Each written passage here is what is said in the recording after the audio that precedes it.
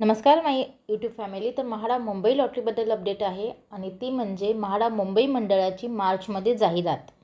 म्हाडाच्या घरासाठी सुद्धा आता टप्प्याटप्प्याने रक्कम भरणं असेल आणि निर्माणाधीन म्हणजे अंडर कन्स्ट्रक्शनमधले तर निर्माणाधीन प्रकल्पातील घरांचा सोडतीमध्ये समावेश असेल. म्हणजे जे अंडर कन्स्ट्रक्शन प्रोजेक्ट आहेत त्यांचासुद्धा समावेश आता या म्हाडा मुंबई लॉटरीमध्ये असणार आहे. 2026ची जी लॉटरी येईल मार्चमध्ये त्याच्यामध्ये. तर आता कुठे किती घरं असणार आहेत ते सुद्धा आपण या व्हिडिओच्या माध्यमातून पाहूया.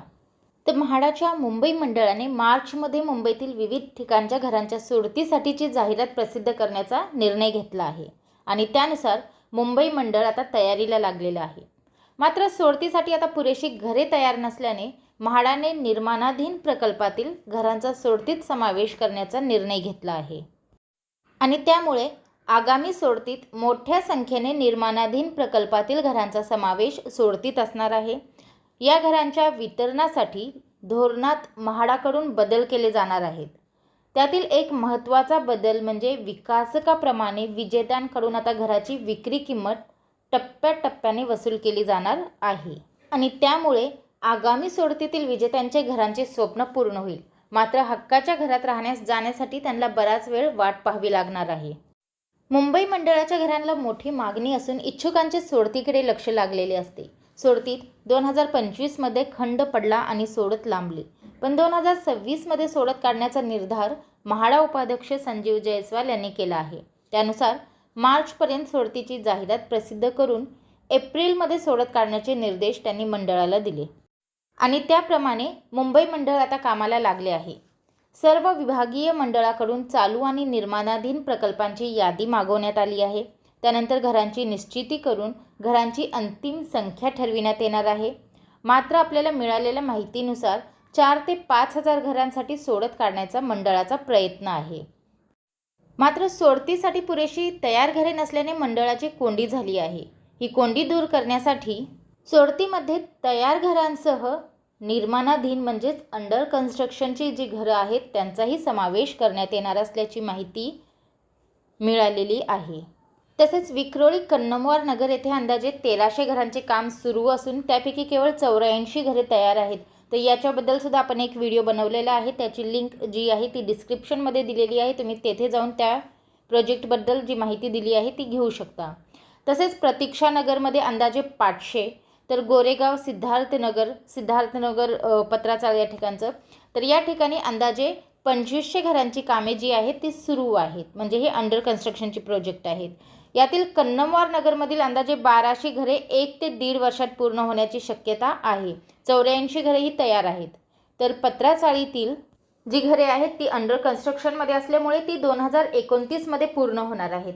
आता या घरांचा सोडतीमध्ये समावेश करण्यासाठी काही बदल करण्याच्या दृष्टीने काम सुरू आहे आणि या बदलानुसार विकासकाप्रमाणे म्हणजे ज्या पद्धतीने बिल्डर जे असतात तर त्या बिल्डरप्रमाणे विजेत्याकडून घराची रक्कम वसूल केली जाणार आहे. म्हणजेच काय तर प्रकल्पातील इमारतीच्या बांधकामाचे टप्पे तयार केले जातील. तर टप्प्याटप्प्याने ते तुम्हाला जी रक्कम आहे ती पे करायची आहे. ते टप्पे पूर्ण झाल्यानंतर निश्चिती अशी रक्कम वसूल केली जाणार आहे. म्हणजेच 20 मजली जर इमारत असेल तर पायापर्यंतचे काम झाल्यास 20% रक्कम, त्यानंतर 7 मजल्यापर्यंत काम झाल्यास पुढील 20%, 14 मजल्यापर्यंत काम झाल्यास 20% आणि इमारत पूर्ण झाल्यास 20% रक्कम.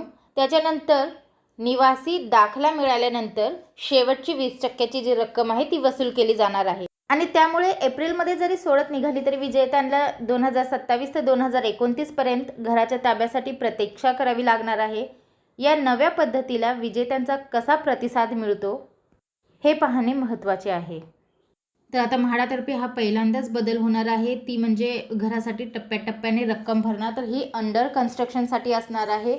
ज्या इमारती तयार आहेत त्यांच्यासाठी नाही.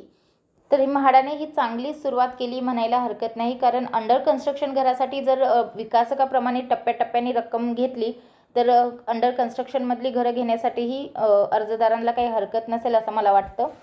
तर आता म्हाडा मुंबईची जी लॉटरी आहे त्याची भरपूर जण प्रतीक्षा करत आहेत. परंतु आय होप की ही जी लॉटरी आहे ती परवडणारी असावी आणि सर्वसामान्यांसाठी असावी.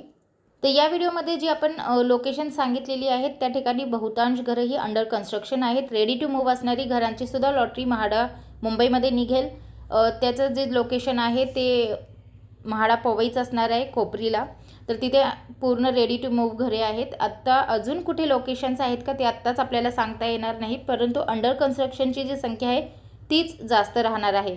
आणि पवई कोपरीची जी घरं आहेत ती MIG आणि HIG गटासाठी असणार आहे. त्याच्यामुळे EWS आणि LIGसाठी पवईला घरे नाहीत. तर विक्रोळीमध्ये सुद्धा जी घरं आहेत ती माझ्या मते MIGसाठी आहेत. तर LIG आणि EWSसाठी घरे कुठे असतील तर बहुतेक आता जी प्रतीक्षानगर आहेत त्या ठिकाणी एकतर LIG किंवा EWSची घरे असतील. तर अजूनही घराची लोकेशन आपल्याला अर्धवट कळलेली असली तरी पण एक्झॅक्ट कोणत्या कॅटेगरीची घरे असतील हे अजून आपल्याला एक्झॅक्ट माहीत नाही आहे, पवई आणि विक्रोळी सोडता. तर सध्या तरी आपल्याला प्रतीक्षाच करावी लागणार आहे. परंतु हो, लॉटरी लवकरात लवकर येत आहे आणि त्याच्यामुळे काय तयारी करायची आहे मी तुम्हाला आधीच त्याच्यावर एक व्हिडिओ बनवून ठेवलेला आहे की तुम्हाला लॉटरी येण्याच्या आधी ही तयारी करून ठेवायची आहे. तर तो व्हिडिओ पाहिला नसेल तर तेही डिस्क्रिप्शनमध्ये देते, तुम्ही तिथे जाऊन चेक करू शकता. आणि ही तयारी आपण आधीच करून ठेवली तर आपल्याला लॉटरीमध्ये अर्ज करण्यासाठी सोयीस्कर होते, काहीच अडचण येत नाही आणि आपण पटकन लॉटरीमध्ये अर्ज करू शकतो. तर हीच अपडेट म्हाडा मुंबई लॉटरीबद्दल मला आपल्यापर्यंत पोहोचवायची होती. व्हिडिओ पाहिल्याबद्दल धन्यवाद. आपल्या सर्वांचे आभार.